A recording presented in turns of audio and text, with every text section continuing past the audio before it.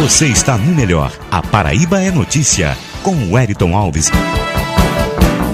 E a partir de agora, no A Paraíba é Notícia, no portal aparaibanoticia.com ou no nosso canal do YouTube A Paraíba é Notícia, vamos trazer tema livre aqui na mesa, neste espaço, com a professora e ambientalista Paula Frassinetti. Ela aborda os mais diversos assuntos de interesses para João Pessoa, Paraíba, Brasil e nível mundial. Tema livre na mesa do A Paraíba Notícia com a professora e ambientalista Paula Frassinetti a partir de agora.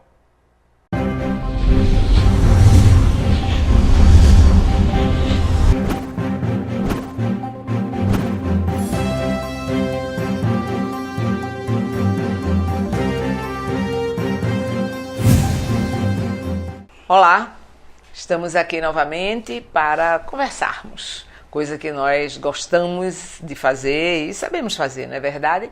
Eu gosto de ler jornais, eu gosto de ver rádio, eu gosto de ver notícias, o tempo todo estou ligada em notícias. Eu já visto que tive um marido radialista, um marido jornalista que tanto gostava disto e nós dois juntos fizemos um belo par. Mas o país, o mundo está em rebuliço. E bota rebuliço nisso, minha gente, em todas as nuances, em todos os setores. E a gente está aqui para repercutir um pouco sobre isso. Mas a notícia desta semana que nos enlutou tanto foi a morte do nosso querido Dom José Maria Pires.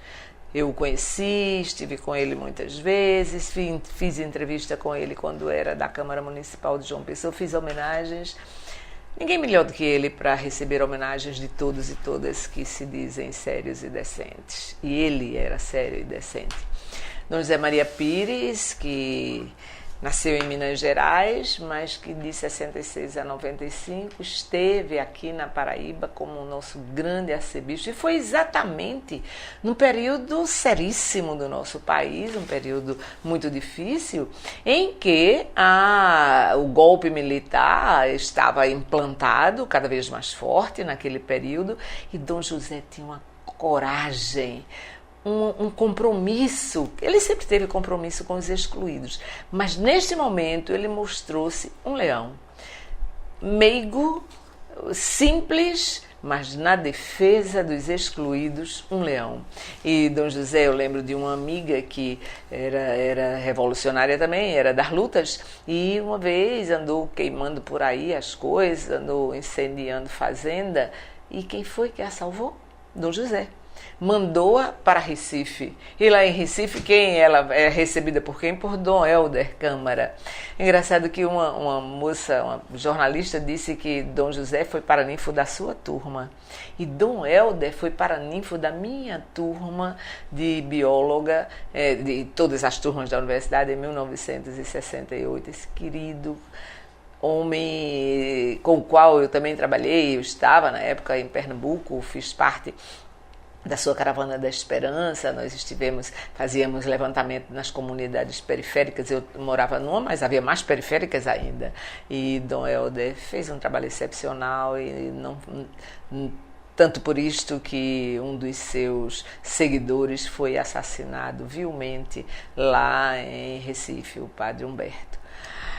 É por isto que nós estamos aqui, com tristeza, dizendo: vá, siga, querido Dom José Maria Pires, siga, querido Dom Zumbi, porque estão dizendo que ele, que se chamavam no Dom Pelé, ele gostava de ser chamado de Dom Zumbi, porque ele era resistente. Era um negro que cultuava a cultura negra, nunca teve vergonha da sua negritude, muito pelo contrário. Olha, o luto na cidade inteira, todos lamentam a morte dele, foram muitas as condolências que foram trazidas. E olha que cara tão linda, que cara tão amável esta de Dom José Maria Pires. Deixou-nos aqui os três Vejam que trio de resistência, vejam que trio de pessoas que fizeram do Evangelho a sua morada, a sua caminhada. Dom José, Dom Helder e Dom Marcelo. Dom Marcelo e Dom José estão morando definitivamente conosco e Dom Helder foi enterrado em Recife. Bem, estão aí as condolências, está aí nosso sentimento para com todos os paraibanos, e notadamente os homens rurais que sabem o que perderam.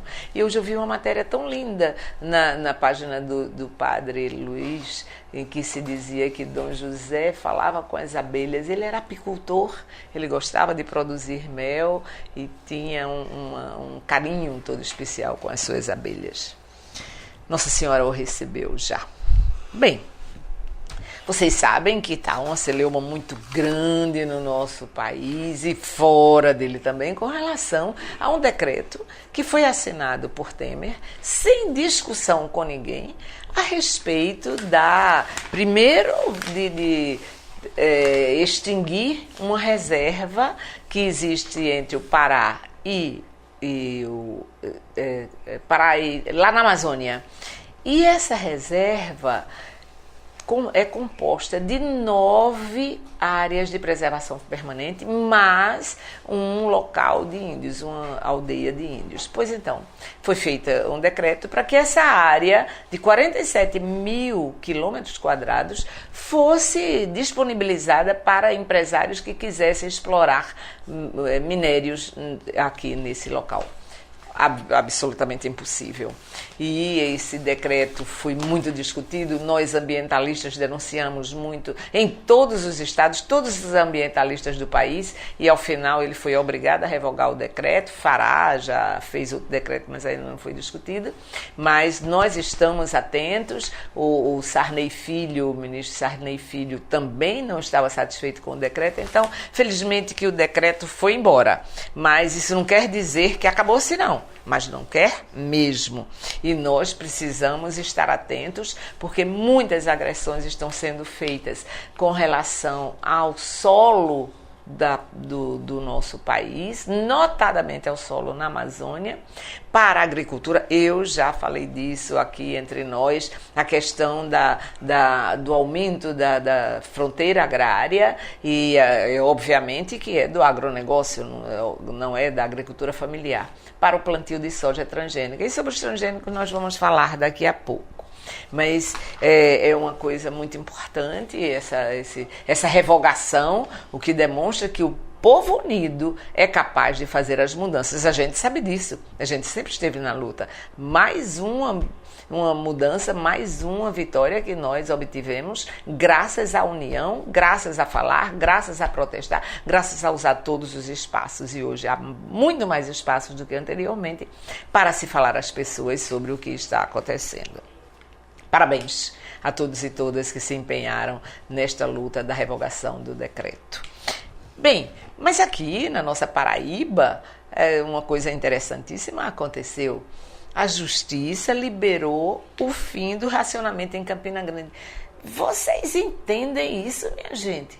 Se toda a discussão, toda a luta que existe no país é por conta das secas aqui no Nordeste, da seca na região semiárida, e teve todo aquele envolvimento para se fazer com que o São Francisco fosse transportado, e essa transposição também não teve o aval dos ambientalistas, também teve muita luta, muita discussão. Por quê?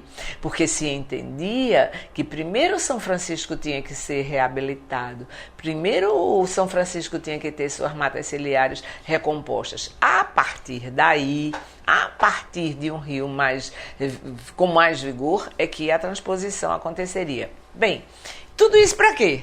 Para que a água voltasse, para que tivesse água para as pessoas beberem, para que tivesse água para as pessoas darem a seus animais e fazerem a sua agricultura.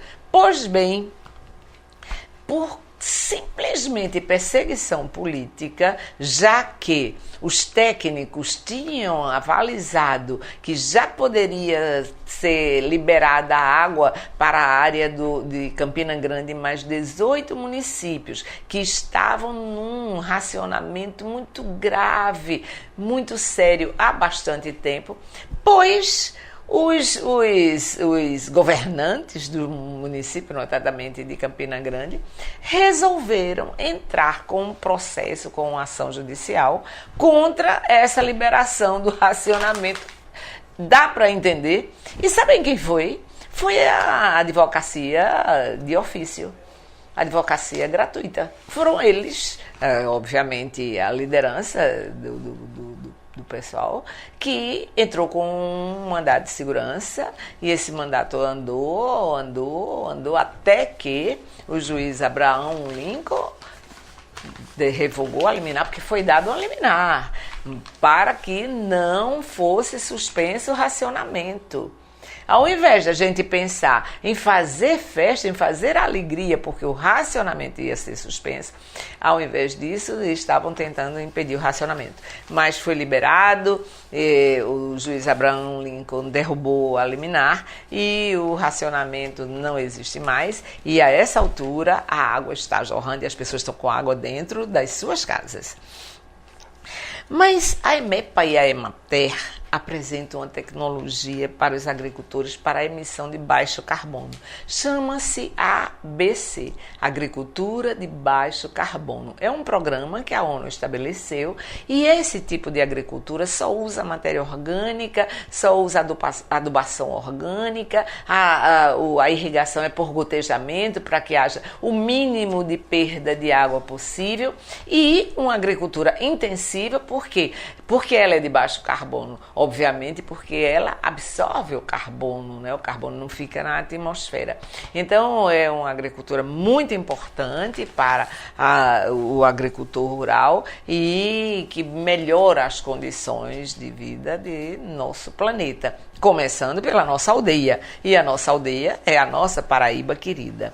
Olha, o Procase está aqui, implantando uma irrigação bem interessante. Sabe o que é que eles fazem? Eles enterram potes de barro.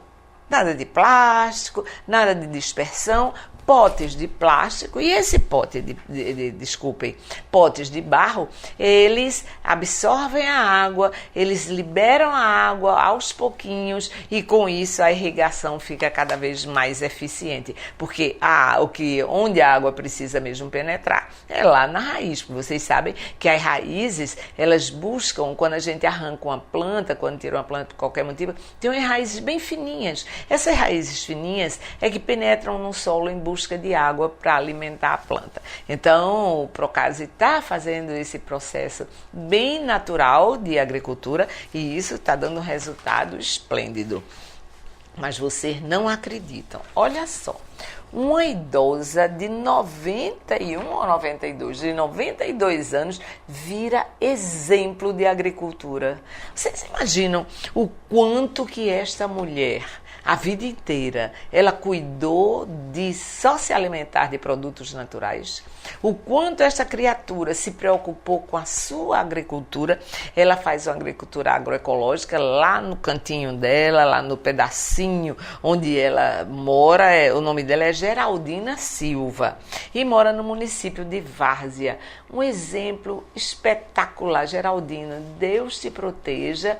E você vê muito bem tantos jovens que dizem: eu não vou mais estudar, eu não vou mais querer saber nada, eu não tenho tempo, eu não posso, eu não aprendo. Olha, Geraldina, que exemplo que você está dando, com 92 anos, dando lições de uma agricultura orgânica, de uma boa agricultura. E seu espaço é lindo, hein? Aqui a gente vê coqueiros, bananeiras, maravilhoso. Parabéns, Geraldina. Espero um dia vê-la, espero um dia visitá-la, Geraldina, porque você vale a pena e seria muito bom que você fosse trazida para João Pessoa para servir de exemplo para tanta gente que faz tanta coisa errada, né, em termos de agricultura.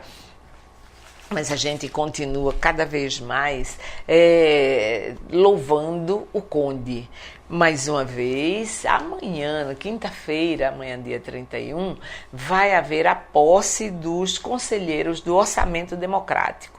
Claro, Márcia Lucena vai implantar o Orçamento Democrático em seu município. Por quê? Porque ela aprendeu isto com Ricardo Coutinho, ela é uma aprendiz, ela é uma seguidora das ideias deste grande político que nós temos à nossa disposição. Pois olha aí, as crias já estão aí fazendo a mesma coisa e é óbvio, a gente que é professor sabe que normalmente os nossos alunos, quando nos seguem, eles fazem muitas vezes melhor, hein, Ricardo? Não fique com raiva se Márcia fizer um trabalho muito melhor do que o seu, porque aprendeu muito bem o que você faria. E também ela não consegue aceitar desonestidade. E quanta desonestidade que houve lá no Conde.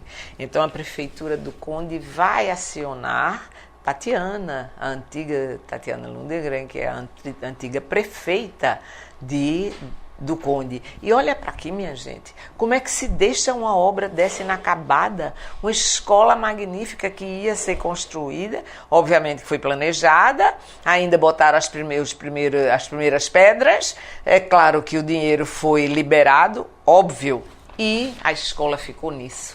Nas primeiras pedras, nas primeiras estacas. Então agora a ex-prefeita vai responder por isso e vai saber que não se faz isso com dinheiro público. E a gente daqui a pouco vai conversar com a outra coisa muito importante, que é sobre exatamente isso. Que não pensem que as sujeiras e as maldades que esses governos estão fazendo agora vão ficar impunes, não. Quem comprar o que o Brasil vai vender, que se dane. Agora vai ter que devolver o dinheiro do que comprou, porque o que está fazendo aí com o nosso país não se pode fazer com um país, com um povo. Sequer, seja que povo for, e notadamente o nosso querido povo brasileiro. Mas Germano Romero, o cara arquiteto e também jornalista, Germano fez uma matéria muito bonita. Parabéns, Germano, li a matéria toda. Claro que os leitores do jornal União a leram, e você fala da redenção do Conde e chama a redentora, a nossa querida Márcia Lucena. Uma matéria muito bonita. Você diz que não tem vínculo político nenhum com ninguém, mas você consegue reconhecer tudo em todos os segmentos em que a professora Márcia Lucena tem colocado a sua ação, tem colocado as coisas a funcionar. Por fim, você diz o seguinte: isto tudo, em tão pouco tempo, é apenas o que lembramos agora. As coisas que você falou. Imaginem só o que vem por aí. É isso mesmo, Germano. Vem muita coisa ainda e nossa querida Márcia vai ser um grande exemplo no nosso país, um grande exemplo para o Estado, logicamente, mas esse exemplo vai extrapolar o Estado. Mas o empreender, vocês não imaginam, mais uma que ninguém esperava.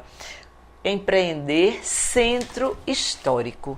Olha só, há todo um projeto de recuperação do centro histórico, importantíssimo isso, porque nós temos um centro histórico, embora pequeno, o núcleo dele, mas muitíssimo bonito, as casas são lindas, e é preciso se fazer alguma coisa, porque ele está absolutamente abandonado.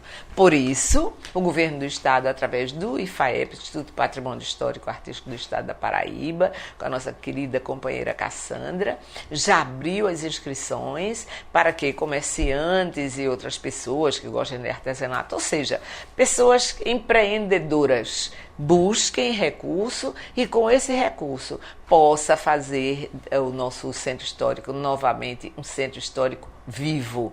E nós temos certeza que isso acontecerá. No próximo ano vamos ter muitas festas lá no centro histórico, vamos poder estar no centro histórico muitas vezes, porque ele vai reviver. Parabéns ao governo do estado, parabéns à nossa querida Cassandra, que embarcou nesta com mais umas secretarias. E é assim, no governo só está aquela pessoa que entende que esse governo é do trabalho. Se quiser trabalhar, fica. E todos eles estão ficando. Bem, Mas as discussões continuam. Nós tivemos aqui na Paraíba a chegada do nosso querido companheiro Lula. Lula esteve aqui, esteve para dizer que as coisas estão colocadas de forma muito erradas. Ele mostrou a todo mundo, é uma caravana que está sendo feita em todo o Nordeste, com absoluto sucesso, e junto com ele estiveram aqui o senador Lindbergh e a senadora do Rio Grande do Norte.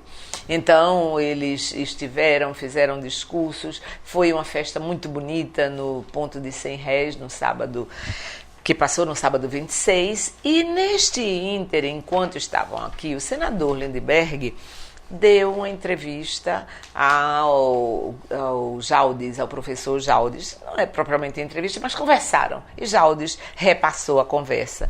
E a grande discussão, minha gente, foi sobre um projeto do filho de Cunha Lima, do Pedro Cunha Lima, um projeto para a universidade ser paga. Este projeto está tramitando, ele é do PSDB, e Lindbergh tem lutado muito contra isso, porque, gente, é mais um retrocesso. Vocês lembram que na década de 30, na década de 40, as pessoas que não tinham dinheiro, os donos do café, esses sim, os donos dos canaviais, esses sim. Então, essas pessoas colocavam os filhos para estudar. Mas quem não tinha, minha gente, era na cana, exclusivamente na cana. Daí, se isso voltar, e a discussão está acontecendo para voltar, nós não vamos deixar, a gente vai sofrer e muito. Mas uma coisa interessantíssima lá em Patos é que a maternidade de lá tem serviço para recém-nascidos prematuros. Menininhos que nascem em alguma maternidade, lá agora, a maternidade Dr. Peregrino Filho faz parte da rede estadual de saúde, e essas crianças têm um apoio, têm muitos cuidados lá na maternidade Peregrino. Ótimo. Patos, mostrando trabalho, mostrando serviço. Mas olha que notícia maravilhosa. O Hospital da Unimed já fez 68 transplantes de fígado. E isso fora os outros de rins, transplantes de córneas. Então, João Pessoa, a Paraíba, é um centro realmente de transplantes, é um centro de recomposição da vida das pessoas. Pense nisso, essa questão do transplante, só não tem mais transplantes porque as pessoas não dão autorização para tirar os seus órgãos. Ora, de que custa essa solidariedade, né? Bem, a Paraíba tem 459.932 fumantes. Minha gente, isso é muito grave, isto mata muito, são inúmeras as doenças causadas pelo cigarro, e ainda pior, são aqueles que fumam sem fumar, são os fumantes passivos. Nós estamos na semana contra o tabagismo, por isso cada vez mais tem que se discutir isso. E o dia do bancário aconteceu, né, na sexta-feira que passou. Vocês sabiam que os bancos particulares não fecharam, os bancos privados não fecharam, pois houve um grande protesto dos bancos públicos, porque já existe esse dia dos bancários desde 2012 aqui na Paraíba, pois os bancos privados não pararam. Eu tinha alguma coisa para fazer no Santander, que é o banco onde eu tenho uma conta, não fui, em solidariedade aos bancários, aos companheiros bancários. A gente precisa também fazer a nossa parte é ter solidariedade para com eles. Mas a nossa querida companheira Valéria é escritora, já escreveu inúmeros livros e agora ela está com mais um. Cadê, meu Deus, o livro que Valéria vai publicar? Ela está há 40 anos aqui, Histórias Nada Sérias. Esse é o próximo livro de Valéria, mas não é por causa desse livro que eu estou falando dela. Ela está promovendo o Mulherio das Letras, Em outubro vai haver esse encontro aqui de escritoras, de pessoas que pesquisam a literatura, das pessoas que gostam de literatura. Então estejamos todos lá, vai ser no Espaço Cultural. Valéria é uma pessoa excepcional, uma pessoa muito ligada às lutas camponesas também, uma pessoa absolutamente comprometida, ela é religiosa e dedicou sua vida às letras e ao trabalho com os nossos queridos ruralistas. Parabéns, Valéria, por essa iniciativa. Já tem parceria com o Jornal União, o governo do estado já está em parceria com este evento e com certeza será um grande evento e vai fazer história. E de repente esse evento vai continuar sempre e a gente vai ser referência no país. Mulherio das Letras é o nome do evento. Mas vocês vejam, olha ele de novo aqui, Trump. 68% das pessoas dos Estados Unidos temem que ele envolva o país em uma guerra. E isso não está muito longe não, né? A gente tem falado muito sobre isso, infelizmente, minha gente. Mas olha só, o Brasil está à venda. Estão vendo aqui? Nosso Brasil vende-se direto com o dono. E quem é o dono do nosso país? É ele, é? Eu vi uma charge de Regis maravilhosa. O mapa do Brasil, porque Regis, só com a imagem, ele diz tudo, não precisa palavras. E esse Temer sentado junto do Brasil e corretor de plantão. É ele o corretor de plantão. Olha para aqui. Um menino paulista, sem as duas pernas, campeão de skate. Jovem paulista pratica skate com as pernas, sem as pernas, e encanta os esportistas do mundo. Mas essas meninas reeducandas estão fazendo as bonecas chamadas Marias, estão vendendo essas bonecas para o seu sustento. Grande trabalho que está sendo feito e essa campanha é principalmente para alertar sobre o câncer. As bonecas Marias, elas estão alertando sobre o câncer. Bem, o Pense continua, esteve aqui a ex-presidente da SBPC, Helena Nader, e na próxima, nos meados, na segunda quinzena do mês de setembro, teremos o nosso grande companheiro, escritor Frei Beto, estará aqui conosco. Sérgio foi homenageadíssimo, desculpem, foi homenageadíssimo no Agosto das Letras, foi o grande nome, e as homenagens que foram feitas a ele foram maravilhosas e você merece, Sérgio, um grande amigo, um grande letrista, um grande escritor, um homem que contribui com a ciência, a arte e as letras aqui no nosso estado e professor da universidade, meu colega. Um grande abraço, Sérgio. E o nosso Lau Siqueira, secretário da Cultura, fez um debate sobre Sérgio, um debate muito bonito, muito importante, dissecando toda a sua obra. E com isso, a gente teve a oportunidade de saber o que Sérgio fez, como o fez, qual a penetração de sua obra, como ela é diversificada. Foi uma discussão excepcional. Então, a gente espera que essas pessoas que contribuem com o nosso país, contribuem de várias formas, porque a gente tem várias formas de contribuir com o desenvolvimento do nosso país. Continuem entendendo que cada um tem um papel aqui nesta terra. Adeus, Dom José Maria Pires.